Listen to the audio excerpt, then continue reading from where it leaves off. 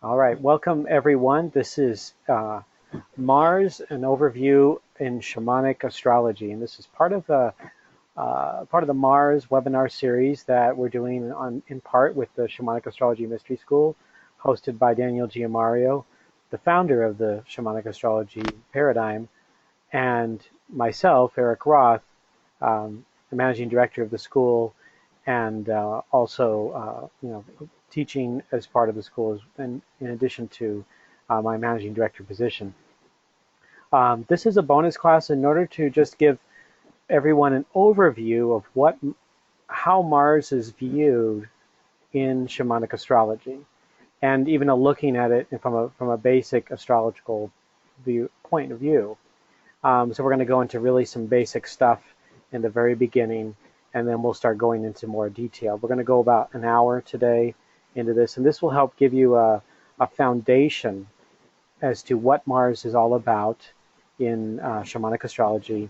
And so that way, when you're pouring into the other classes that are done on this webinar series, the Mars Quest in Sagittarius and the Scorpion, as well as this can be used in any Mars webinar series for shamanic astrology, then it'll give you a greater understanding of frame of reference of where to come from. So it's not just like launching full speed ahead. This will give you that basic knowledge that you're working on in order to wrap your brain around this material here. So there's some stuff in here about basic astrology that I included especially for those who have very little knowledge about astrology. So I'm going to go ahead and continue on. It'll just be me today. Daniel will be joining on the official launch on May 2nd when we do our first webinar in this series. So let's move on here.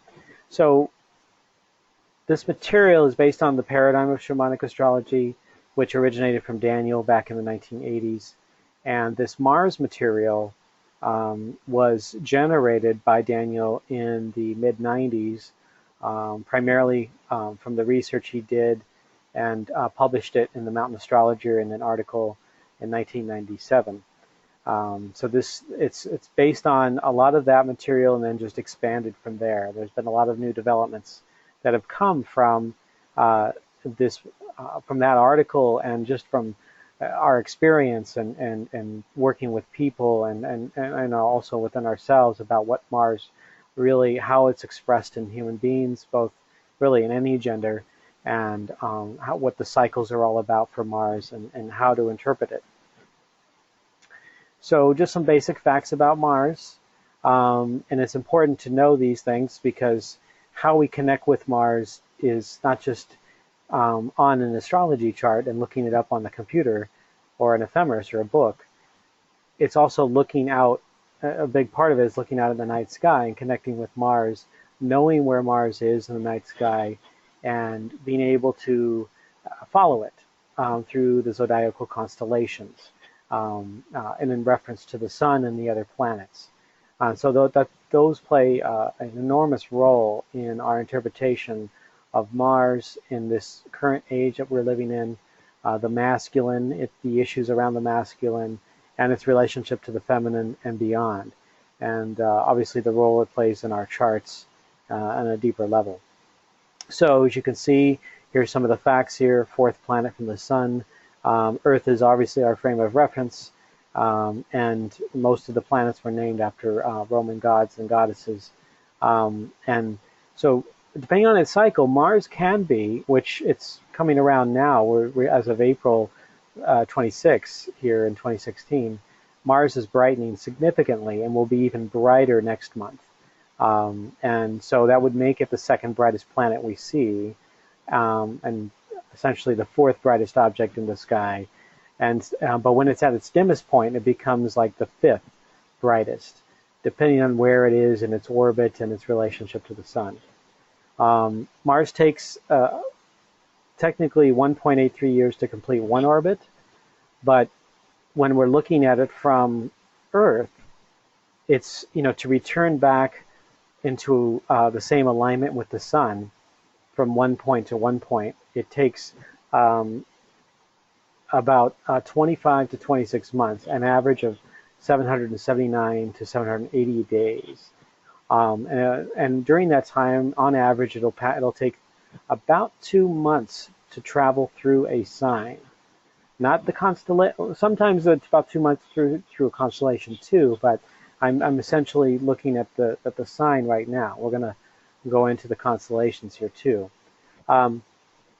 There's the 779-day cycle for Mars, from meeting point with the sun to meeting point with the sun. You can really use any object, but that's called in astronomy and astrology a synodic cycle. And so we can use that as a reference point when we're talking about it. It's a meeting spot, a synod. It goes back a long time, that particular word, and then it was started being used more to describe the planets and beyond. Mars moves through, which is really cool. Let me go back here. Mars moves through the zodiac 42 times. So this is 42 circuits are through the zodiacal constellations. And that's 37 synodic cycles. So 37 times 780 days in almost exactly 79 years. That's when there's 2 points in a person's life where they have a what we call near exact Mars return. That means Mars coming back to the same place in relationship to the sun as it was on your birthday. And that's at age 47 as well as 79. I think that's even more exact. And so it takes that long. Mars has a highly, what we call an elliptical orbit. And not like Venus, where it's almost perfectly circular. There's a couple other planets that have an almost perfectly circular orbit. Earth is very close to that. Neptune is also one. But the rest of them have a fairly eccentric orbit. Some more than others, like Pluto and especially Mars, and even more Mercury, where their orbits change because of the gravitational effects of the various planetary bodies and of course the sun. And so it takes that long for Mars to come through. But for Venus, it really only takes about 8 years. And so that's something that is worth noting. And when we're looking at the night sky, it's important to understand its relationship to us and how we view it. And ancients have known this for countless years. In shamanic astrology, we look at Mars as a personal planet. That means it's something that's intimate with us, both for men and women. For men, a little more personal, but ultimately it's what we know is our relationship to the masculine principle, or the masculine symbolically, depending on what sign Mars is in, or archetype. And so that's something that if you've studied a little bit of astrology, you know what the signs are, you know what the symbols are. I'll be going over a little bit of that, the basics, but I would recommend that there are basic classes that you can take that would help you kind of flesh some of that out in shamanic astrology, as well as other places. But the masculine principle is symbolized by Mars, and it just doesn't mean just men or just male. It's just we all as human beings have feminine and masculine within ourselves. And in modern psychology, it's well known that that's the case, and certainly brought up by Freud and Jung and a number of different psychologists throughout the decades, both in the 19th century and the 20th century. But even prior to that, people knew that cultures throughout the world prior to modern times, we've known that there's this inhabited masculine and feminine within each human being. And so it's something that with this Mars cycle, with Mars in particular, for women, it can help them achieve wholeness and develop a relationship with themselves without trying to seek somebody else and try to fill some kind of an unhealthy void. Instead, they've got something right there with them. For men, it's essentially the man that they're intended to become, or the version of the masculine that are intended to become in this world. And this can apply to even depending on specific gender, because there are some that cross those boundaries between gender, and so it would be more on a case-by-case basis with them, looking at where they really identify on a more personal level, whether it be Mars or with Venus, and what they're searching for to bring into themselves. So that's something worth looking at in a later time. But for right now, just kind of going over some basics. So here's a picture of the solar system as it is captured as an example today. And this just shows the direction of the planets orbiting, and it shows Earth right now between, as you can see, it's between Mercury nearby here, and Mars is right here, and there's Earth. So Earth right now is catching up to Mars, and as of this time, this is the reason why Mars is getting brighter, is because we're getting closer to Mars, and Mars is being able to reflect the light a lot faster, or closer to, not faster, but closer to us, and so it shines a lot brighter. Venus right now is nearly on the opposite side of the Earth, and will become invisible at this time. So right now we've got this clear picture. And up on here in the upper right-hand corner, you see the planet Saturn. When you're looking at the night sky, and I'm going to be showing you some night sky example, Saturn will be nearby Mars.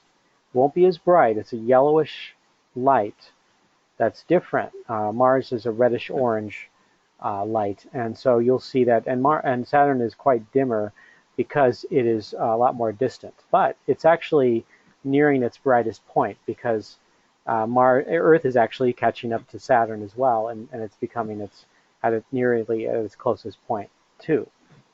So we get the benefit of both of those planets being very close at this time. Now, on a basic level, we don't want to confuse that signs and constellations are the same thing. We have there's two types of zodiacs, or two major types anyway. I'm sure that there are others, but one's called tropical and one's called sidereal. And the tropical version is the version we use, and it shows that the signs themselves are tied to the Earth's seasons. They are experiential. They are a part of, we're born and grow up on this planet, and we're tied to those seasons whenever we're born, and so that the stars or the signs themselves become archetypes. So essentially, one sign is actually 1/3 of a season, and then the constellations, they're essentially star groups, background stars, and these things precess. Due to the wobble of the Earth, they precess over long periods of time, and they help inform the signs of the energy that they're broadcasting, or essentially connecting with us as human beings and all life. So it's not just that we have a planet in a sign, but we also have the background stars that help inform energetically what's going on with that particular archetype. And then you can look up certain stars if you want to see what the energy is behind that. And for us in shamanic astrology, is for us to tune in to that energy, tune into the constellation or the group or the star, and what is it bringing into the planet? What is it bringing into ourselves, and how we can connect with it. This is a really important part when we're talking about a Mars cycle, or really, when you're even looking at Venus cycles or Mercury cycles, there's the stars in the background, and that will give you additional information and clues as to what's really happening with that energy, what's really being transmitted to us in an astrological point of view. How are we connecting with the cosmos? Okay, here is a picture of the Scorpion constellation. Now, astronomers call this Scorpius, and not to be confused with the sign of Scorpius, or the sign of Scorpio.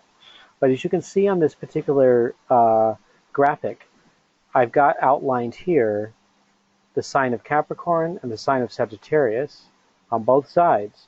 So you can see that the entire constellation of the Scorpion is embedded inside the sign of Sagittarius.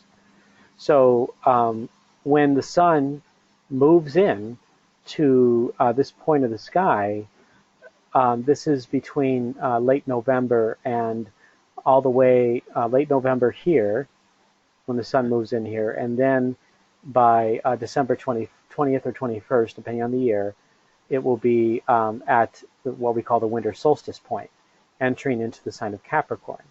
And so, as you can see, that's how it's seasonal. It's the last segment of the fall or autumn in the northern hemisphere here. So I've got the stars labeled for your own information and reference. This is a picture captured with my astronomy software from March 28th that just gives you a basic understanding. Mars and Saturn, they're essentially going to be in the same place for several more months, or they're going to be kind of shifting back and forth a little bit over that time. But this just gives you an understanding of how the constellations and signs are different from a tropical zodiacal point of view, and the one that Western astrologers use, the one that Shamanic Astrology uses, and sidereal tends to mix things up a little bit differently, and they're more constellationally based rather than the signs are tied to the seasons. So, shifting gears here, let's look at Mars in Shamanic Astrology on a basic level.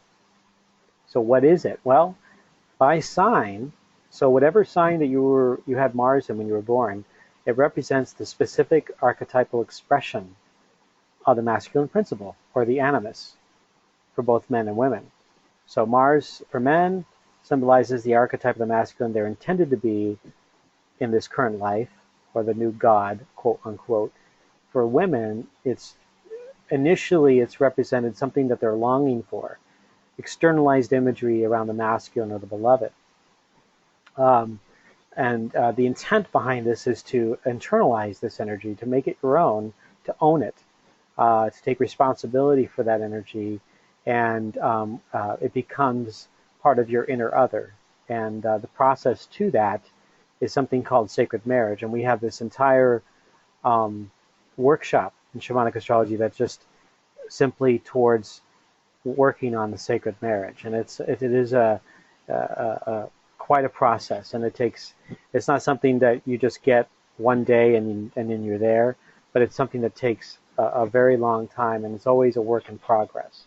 So, but it's part of our journey toward wholeness and meaning in life. And this information I'm sharing with you is quoted in the Shamanic Astrology Handbook and related articles found on shamanicastrology.com. So here's further information. The signs for Mars for men and Venus for women do not describe how a person is initially, but rather what is intended for that person to discover and explore in themselves. So in a sense, it is what they're becoming. Another way, it's a set of instructions from great mystery, as Daniel Giamario describes it. Here we have what we call the 12 basic versions of Mars. I used a bit of creative liberty with the archetypal language here, but it essentially gives you, in order to really define them in a general way, there's 12 versions. You can even use these for Venus archetypes as well. The number 1, the rugged individualist. This is Aries. Number 2, the lover. That's Taurus. Number 3, the eternal youth. That's Gemini. Number 4, the nurturer. That's Cancer. Number 5, the king, or maybe the royalty, or creative leader, the creative visionary. That is Leo. The druid or steward, that's Virgo. The partner, that's Libra. The shaman or edgewalker, that is Scorpio. The adventurer, seeker, that is Sagittarius. And the 10th one, the sage or teacher, that's Capricorn. The cosmic visionary or revolutionary, that's Aquarius. And the empath, that is Pisces. So if you follow along on a zodiac, you'll see that typically they start with Aries, which is the seasonal energy of the spring equinox. And it goes from spring equinox all the way to the end of the winter time, which is Pisces, and until it starts back over again. Okay, so this is just for, again, for basic information for people that have something to reference. I've taught Shamanic Astrology 101 classes, and this is part of what I bring in. And this is just something for you, those of you who are listening and watching this, to be able to see how the mechanics of a chart, and that the Shamanic Astrology paradigm uses a whole house sign system, or whole sign house system. There's a lot more Western astrologers out there that use something called Placidus. So you'll see differences when you go to other astrologers. Your houses will look a little different than when you generate it from a shamanic astrologer or from a program that uses a whole sign house system. So keep that in mind when you're comparing charts from different astrologers and why they're different. Now, other systems work. It's not to say that this is the only system that works. This works best with shamanic astrology, and that's why we use that. It gives every sign and house authenticity and validity, and there's no hierarchy. There's no good or bad with shamanic astrology, and that is in total agreement with the whole sign house system. So it's not that one sign or one house or one planet is better than another or is good or bad. We all have, everything has shades of light and shadow to them. And so keep that in mind when we're looking at all of these. We're talking about shamanic astrology and, in this case, Mars. Here's a chart that I pulled up just from today. It kind of gives you a basic understanding of when you're looking at a chart. You can see in relationship to the sun, because that's the divider between night and day. Obviously, it's a part of our dualistic reality that we live here in this planet, in this universe. And so you could see what planets would show up in the evening sky on this day, which ones would show up in the morning, the early morning time, and then which ones would show up kind of in the midnight period. And that's where Mars is right now. You can see right here towards the bottom, Mars right here is in the sign of Sagittarius. It's only about 7 degrees away from Saturn. And in shamanic astrology, when you extend your arm out to the night sky and your hand in the shape of a fist, anything between that fits inside or at the border of that fist is considered in conjunction. That's considered within 10 degrees. So, and anybody can do this wherever they live. You can see that. And that in ancient times, they used that sort of general measurement to see when a planet was close to something else, or whenever two objects were close to each other in the night sky, primarily planets, the sun, or the moon, and so forth. They would use that rule. And in today's world, you can use that rule without having to get out any kind of equipment. And that's what we consider conjunction, where there tends to be a lot of emphasis on, in today's world, when other astrologers are talking about conjunctions, on exact conjunctions. And those are important. Those are, really powerful moments. But it's the window in which those objects are in conjunction that can give you an understanding of the energy during a certain time frame, a duration, that is just about as vital, if not more, in order to have your initiation. And you can use that for all cycles. That would be a conjunction. So keep that in mind now. So anybody who was born at this day, they would be born with Mars in Sagittarius retrograde, and in conjunction with Saturn, right there. And this was at for 6:30 p.m. So right now They would have Libra rising, but it's probably pretty close to Scorpio rising after that moment. But so moving on to the next frame here, where does the name Mars come from? What's the mythology? Where does all that happen? Well, there's going to be a lot shared in the Mars webinar series about this over the various webinars that we're going to do for the next 2 years. But in the case of this, I'm going to be kind of summing it up, the background here. So Mars came from the Roman mythology, the Roman gods and goddesses, the Roman religion.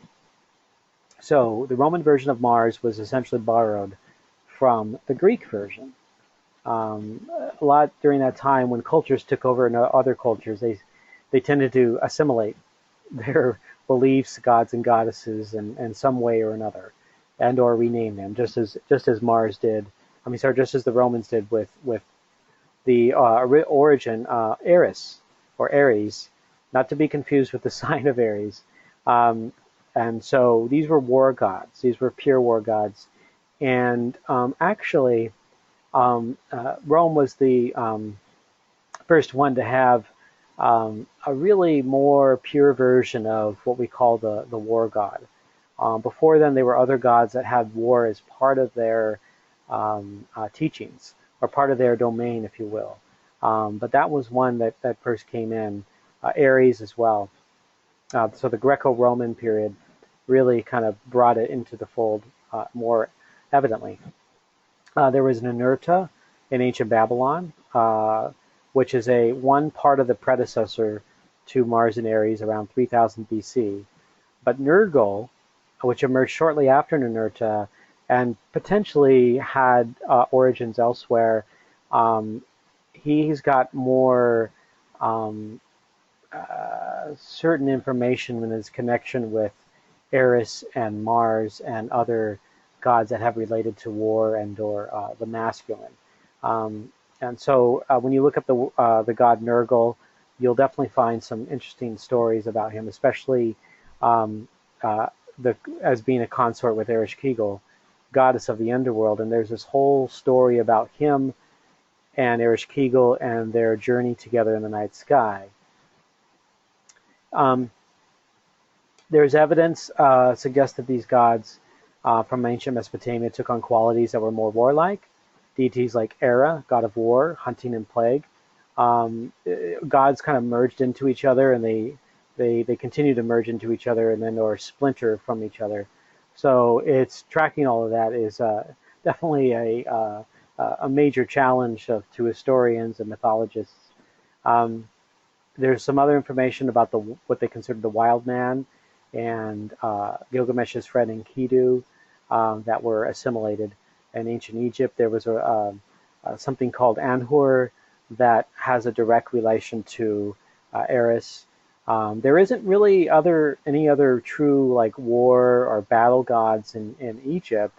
They had a couple, but there was really more. They weren't as big as they were in Rome or Greece, which is another interesting cultural difference, especially the earlier times of ancient Egypt.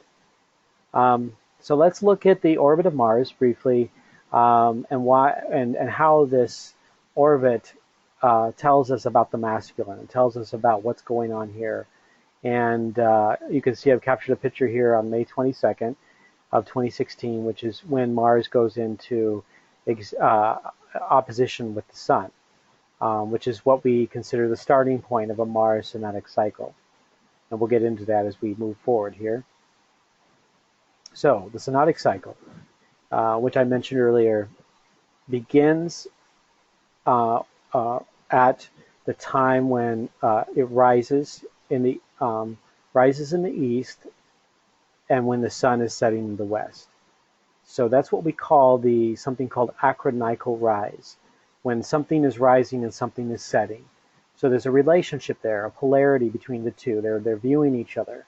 There's this bright connection there. And this is when Mars is closest and brightest to the Earth, and it's really, really powerfully shown during the opposition phase. You'll definitely notice a difference if you saw Mars in the fall like before you got up in the morning when it was there early in the morning, compared to how it's going to be by next month. If you can kind of flash back between those 2 points, you're going to see a major difference in brightness. Mars is always in retrograde when the synodic cycle begins. So you can always tell when Mars is about to go into opposition. You'll see, if you're following the astrology, that Mars goes into retrograde. Then you can go, oh yeah, so Mars will be approaching opposition now that it's retrograde. So on average, this cycle, 779 days or 780 days, is about 25 months long. Sometimes it gets to 26 months. And we divide that period into 6 phases. So again, we're just summarizing this stuff, and we're going to talk about those 6 phases in extremely great detail when we start moving into the official launch or the next Mars webinar series, or any Mars webinar series you actually attend, or multiple ones. We'll go into great detail about each of those 6 phases. Birth emergence being the first phase, labors of Mars, or challenges of Mars being the second phase, the underworld phase, rebirth phase, and then there was the maturity knowledge phase, and then there's the metamorphosis phase, which is the last phase.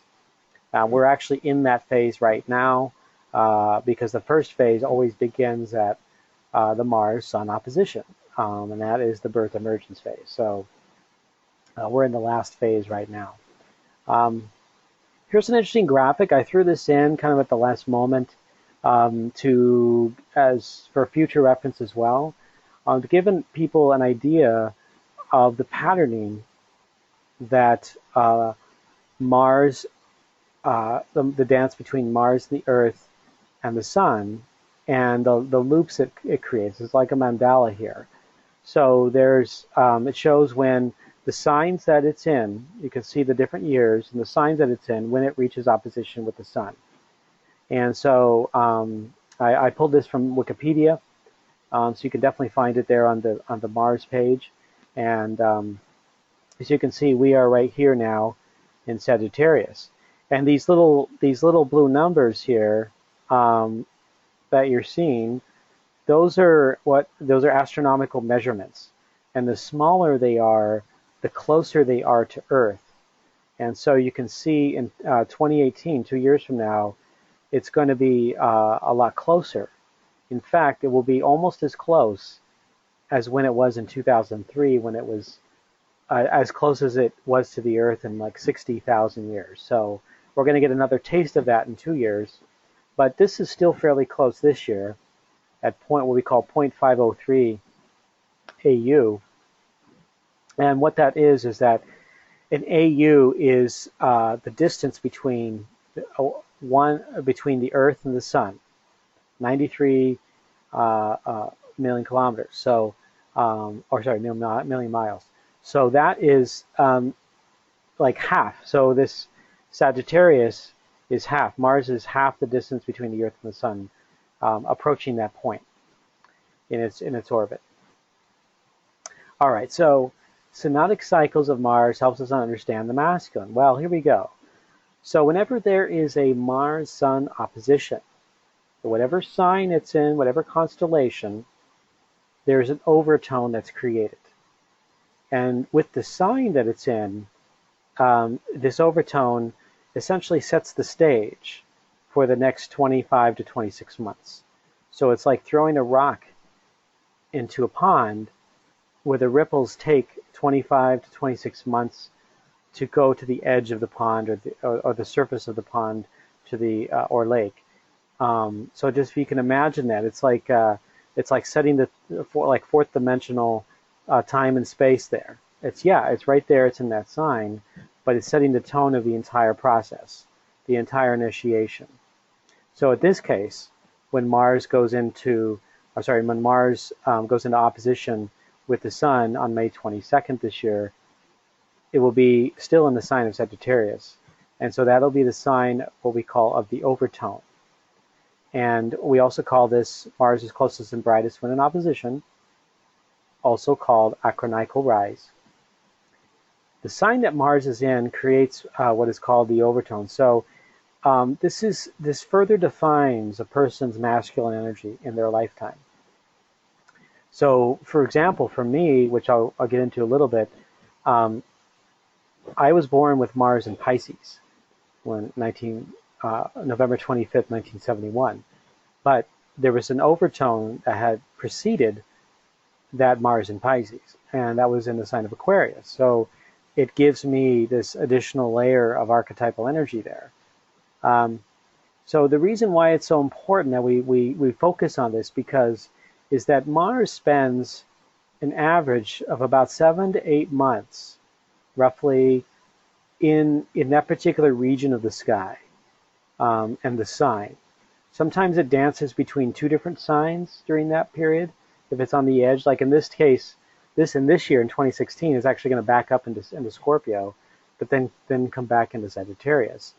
But whatever degree it is at opposition, that's the time of the overtone. So that's the reason we focus on it, is because it's a time when Earth and Mars are closest to each other, and it's brightest. It's where we get the clearest signals, if you will, the clearest information from that archetypal energy, from that planet, is at that time when Earth is catching up with that planet. And in Mars's case, Earth is catching up.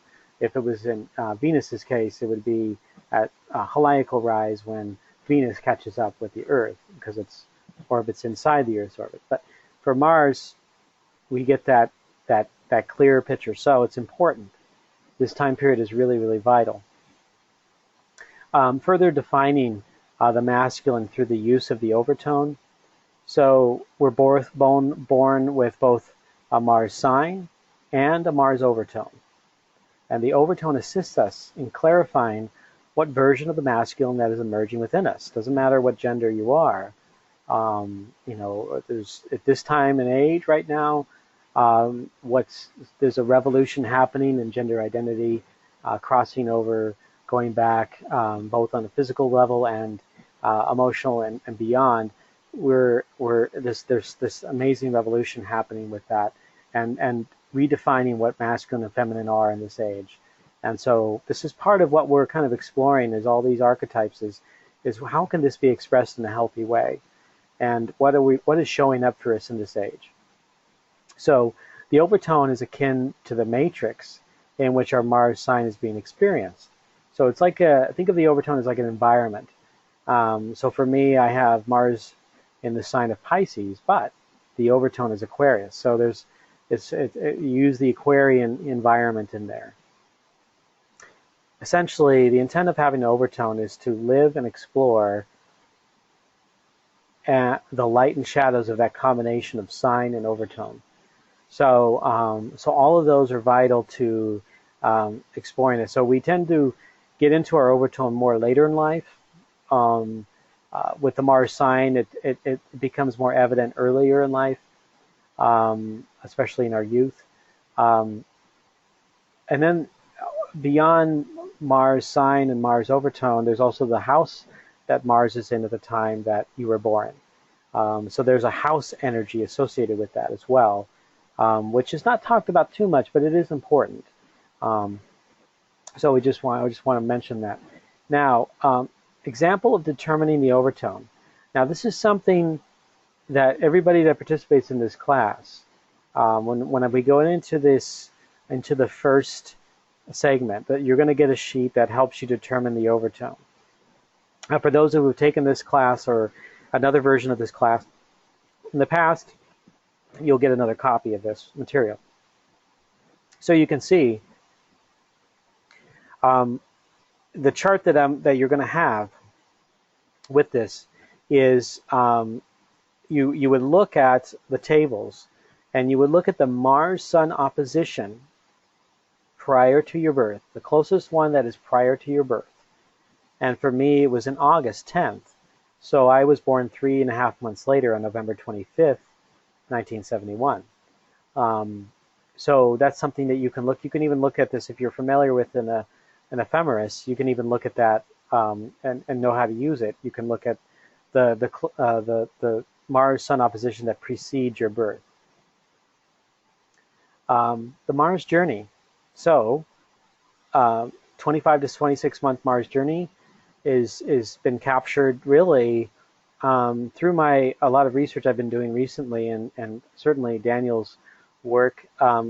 It is kind of like a quest or a journey, and you can relate it to some things that Joseph Campbell has written about in his work, which I'm cluing in as to why this there isn't any specific or clear-cut picture in the night sky about Mars and its journey through the night sky, like there is with Venus, and a mythical story called the Descent of Inanna, or the Descent of Ishtar.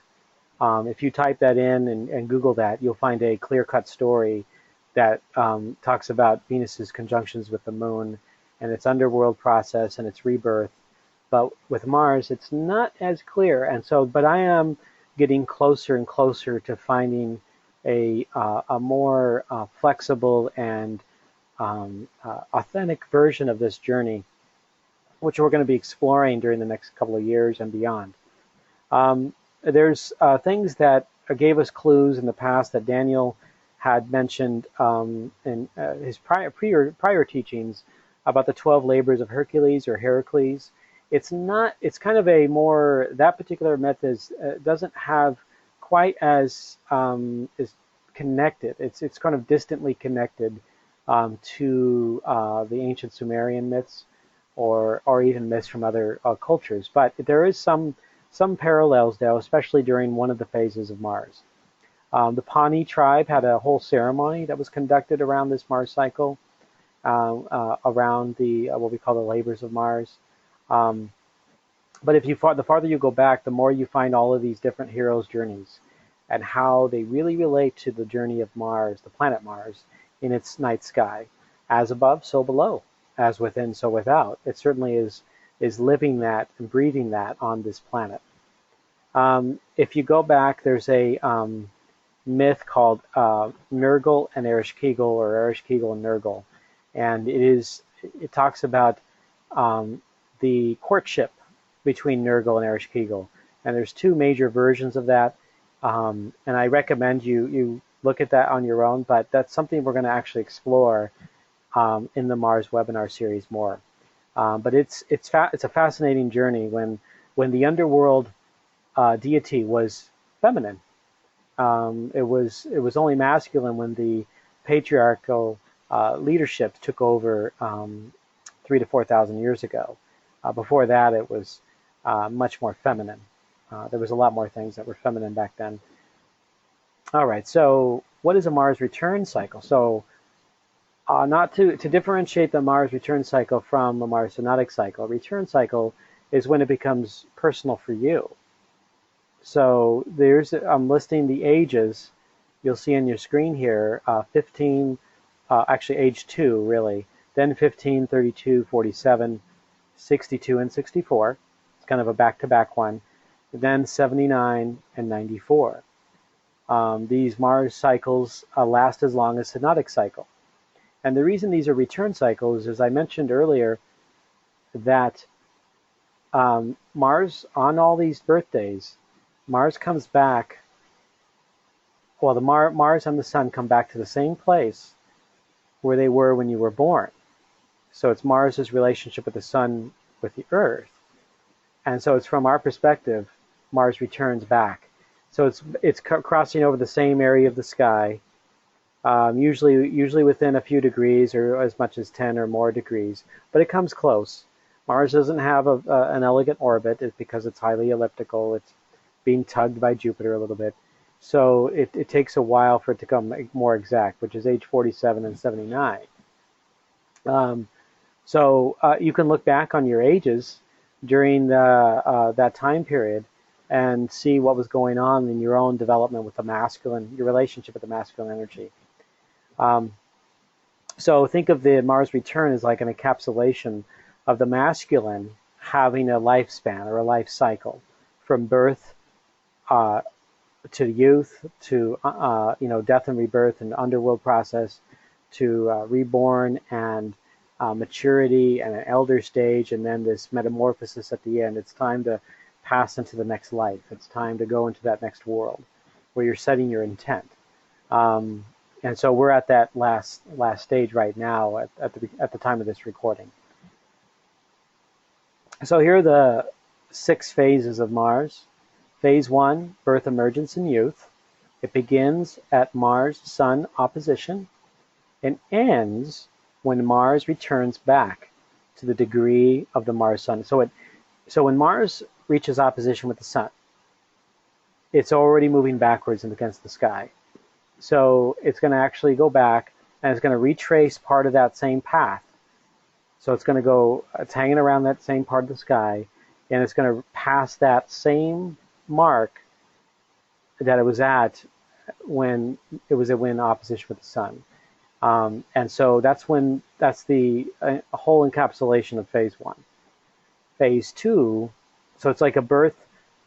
Phase 1 is like a birth and emergence. It's like a call to adventure. The quest has begun. We've entered this new realm, as Joseph Campbell calls it, a call to adventure. Phase 2, the challenges, labors, and tasks of Mars. This is like after Mars reaches a certain point, it begins this phase where it's the longest phase of the Mars cycle that can last almost a year, anywhere between between 8 and 11 months. And with each month, there are a Mars-Moon conjunction, and each of those Mars-Moon conjunctions symbolize a challenge or labor or task in the development of the masculine.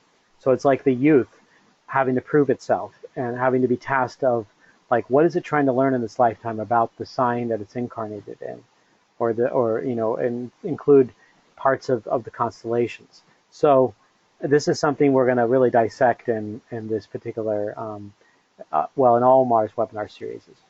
Phase 3, so Mars has gone through all the challenges. It's come back, and now with looking at it from standing on the Earth, we're seeing Mars growing dimmer and dimmer and dimmer until it disappears in the glare of the Sun.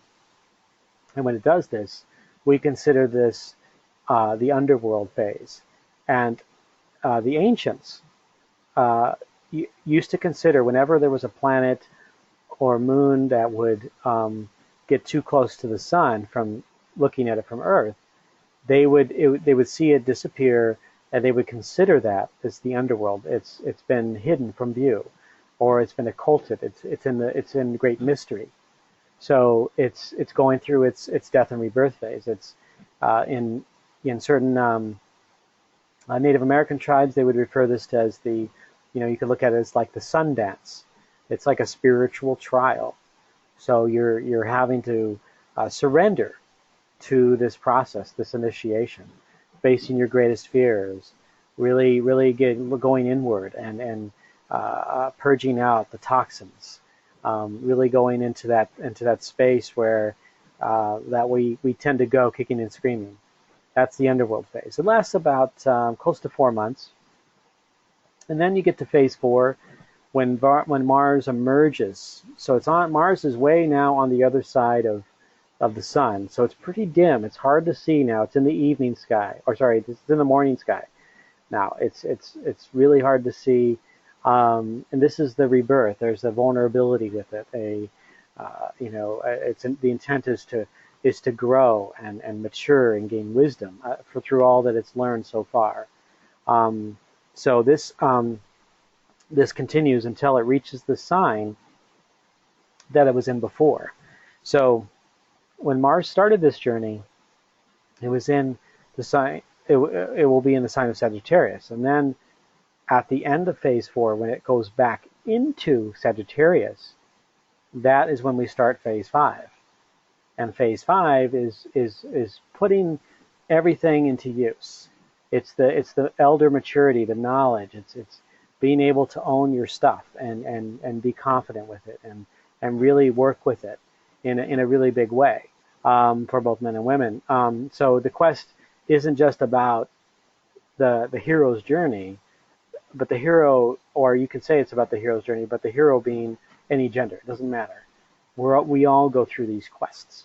And this Mars synodic cycle is a pretty good way of encapsulating this journey. I would say that the Venus cycle also has a really cool take on it, and uh, that can be considered a different kind of a quest or a journey. So this is just another way of looking at that, but centered around Mars, whereas that one is centered around the feminine. Phase 0, which is the phase we're in right now as of the recording of this webinar, conception, incubation, gestation, metamorphosis. This is the time when the elder person, symbolically walks into the wilderness. It's time to unload the burdens. It's ready to go into the next life. It's not It's not about facing death in a fearful way, but it's about facing it, going, okay, it's time for me. I'm done with this particular life. So it's in the Mars cycle would be like, okay, I'm at the end stages of this particular cycle. I've learned what I can learn during this time, and now I get to move into the next phase of this big journey, until my next Mars return cycle. So that's what that is all about. We can look at the issues around the masculine, because that's what Mars symbolizes. This is something I've been doing a lot of research in and continue to. I feel like I've only touched the tip of the iceberg here, but there's this incredible book that I recommend anybody who's listening here or watching this to read. Is a book by James Hollis called Under Saturn's Shadow, which is about the wounding and healing of men. And there are a bunch of what he calls the 8 secrets. I've only listed 6 here, but there are 8 secrets that all men carry, and a lot of and prominent ones here: the relationship to their feminine mother and the fears around that, the loss of cultural rites of passage. This is really huge, not just for masculine, but for all peoples. Rites of passage. We do not have any rites of passage that gave us a way to express ourselves during certain ages. And so something that allowed us to tune into who we really were and what we were becoming. And so this is something I'm a huge proponent of bringing back, but in a modern way, in a more authentic, in a way that's in harmony with each person, each individual's journey.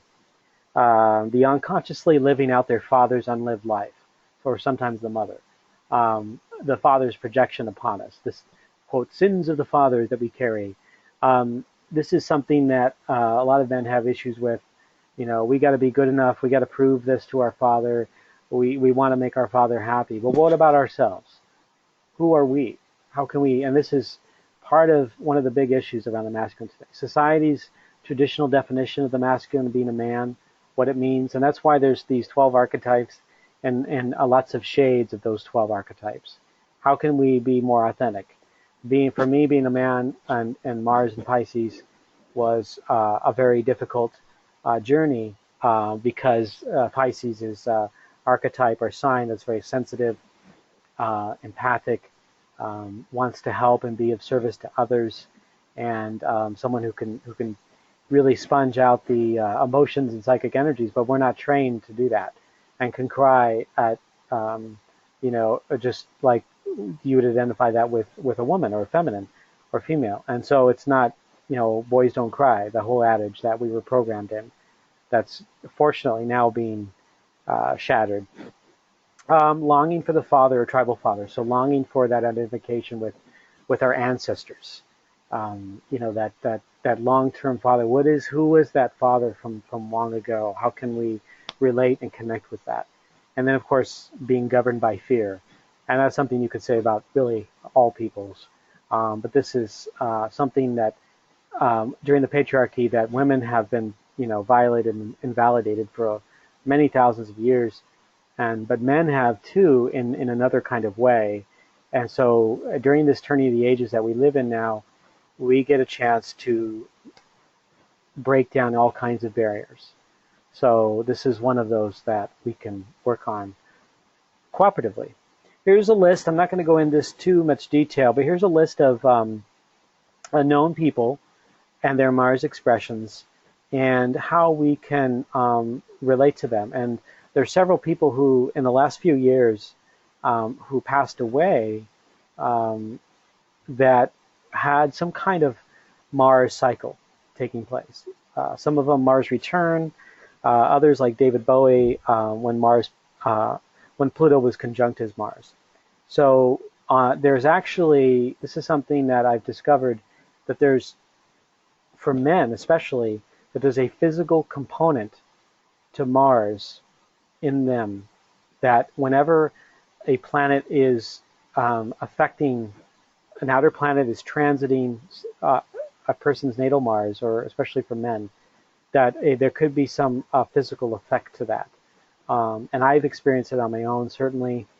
And obviously you can see here by this evidence that others as well. How we experience Mars in our lives? Well, primarily through the form of relationships, including romantic and other personal relationships, through our father or father image. So, and you can relate to that, also bring in the moon and our relationship to Saturn. Every 15 or 17 years, we experience Mars when we experience a Mars return. And then through other types of initiations triggered by outer planets transiting our natal Mars position. Right now, Mars is in retrograde, so I've written a little bit about this. They happen about every 2 years.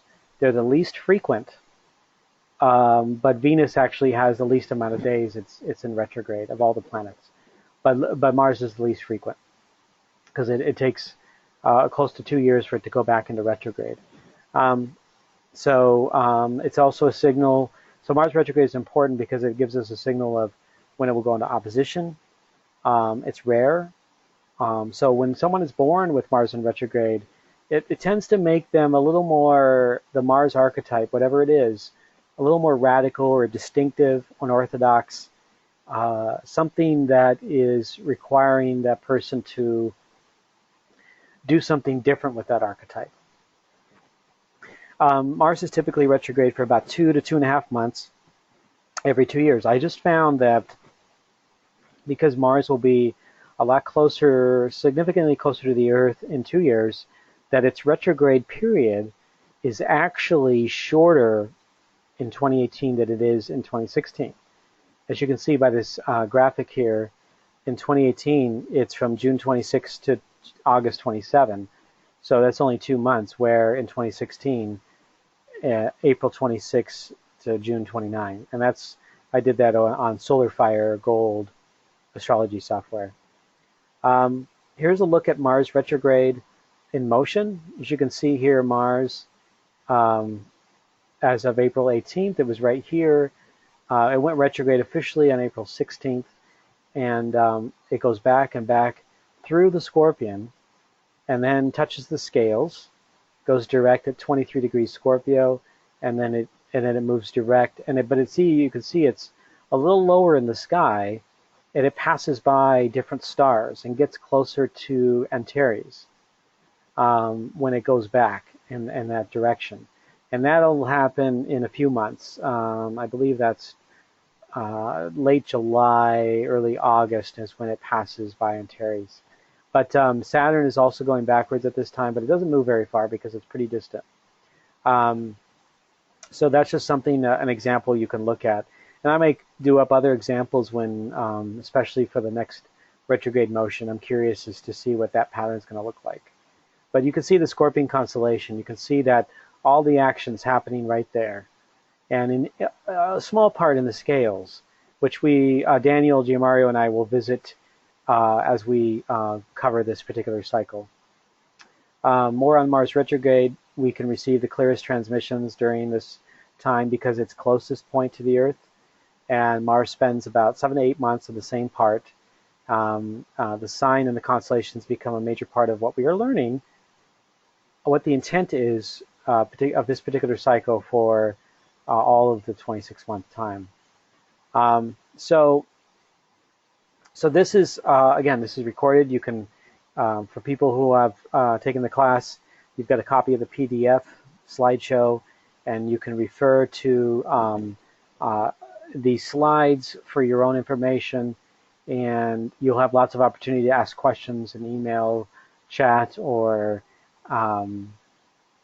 or by audio during these webinars. So we're really excited to be breaking more ground with this, and we're actually, Daniel and I are going to be developing a book out of this in the next few years.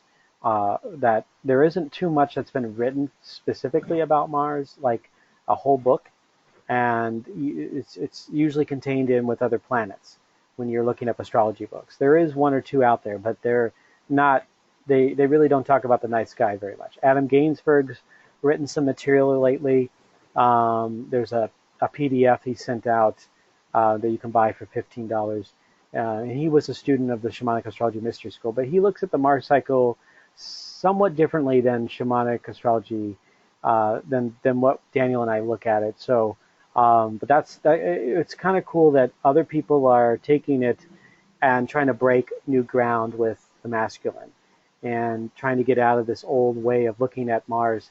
Because in Mars, from other Western astrologers, most of them tended to look at Mars as bad, as malefic, as aggressive and violent and all about war. But when you go back farther, Mars had an essence that war or violence was simply part of its action, part of its responsibility to do something, part of its call to duty, so to speak. But that was only a small part of what it did. It actually, Mars, the essence of that particular energy, or the masculine energy, 95% of it had to do with other things, had to do with, taking care of the land, its relationship to the feminine, its relationship to family, and building community and teaching, and all the different expressions that you see in the archetypes. All of them were expressed in that way. So it was really only when the patriarchy took over a few thousand years ago that Mars began to really, or the masculine began to really just take hold of this martial fear-based look at, or expression, I should say.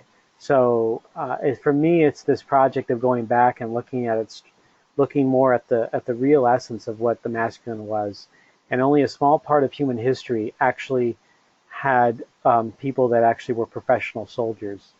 And so if you think about that, of all the human history, only a few thousand years really contained that. And so to me, that shows something, that shows where humanity was and where it's going, and that we have opportunity to change how we live in this world.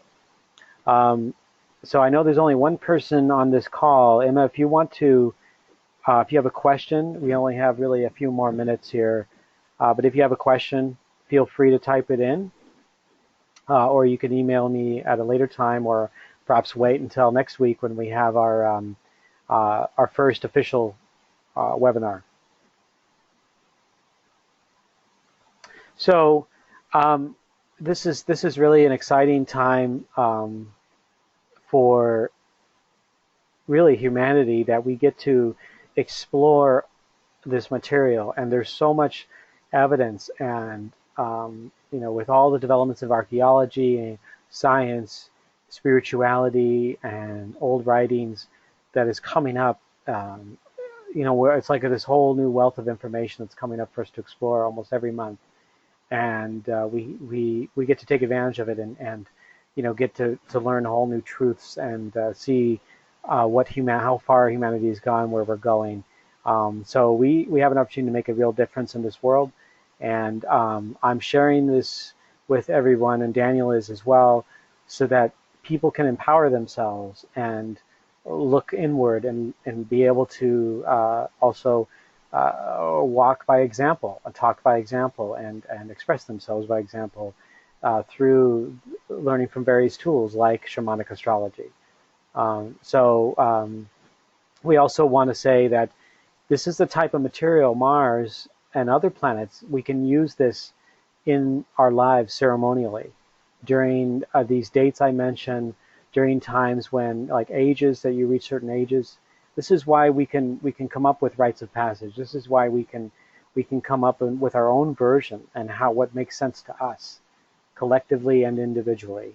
We can work with this on a really personal level. It isn't just something that we need to do rationally with our minds, but something we do with our hearts and our souls, and being able to tune in energetically to the cosmos. And what does that mean to us beyond what I'm sharing here with shamanic astrology? So Emma, thank you. Looking forward to the Mars journey and how we can take the lessons of Libra and blend it into the new learning. Yes, so this last overtone that we experienced between 2014 and 2016 was Libra. So the Libran time period, the Libran cycle, our relationship. What is conscious equal partnership? What is our relationship with ourselves? And how can we apply it in this new age? Well, in this case now we're moving into Sagittarius, the seeking of truth, of adventure, of learning, through our intuition, trusting ourselves, and connecting with beyond that. Erik, I got my microphone on. Oh, wonderful. Yeah, and I really, really enjoyed this. You reinforced, and I learned so many new, different ways to look at Mars. So, looking forward to seeing everybody on the journey. Wonderful, Emma. Looking forward to having you, and it's good to hear your voice. All right. Well, I just want to say, wish everyone a very good evening, and have a wonderful, next week and beyond, and many blessings to you all. Good night. Good night.